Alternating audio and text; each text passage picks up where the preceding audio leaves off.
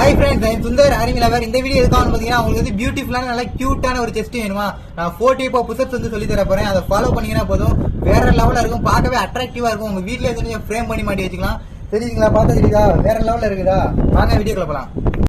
4 டைப்ல first type பாத்தீங்கன்னா கையை எப்படி வச்சுக்கோங்க, டைமண்ட் புஷப்ஸ் சொல்லுவாங்க. இது பேரு இப்படி வச்சு இப்படி பவர்ஃபுல்லா 10 பண்ணினா போதும், வேற லெவல்ல இருக்கும்.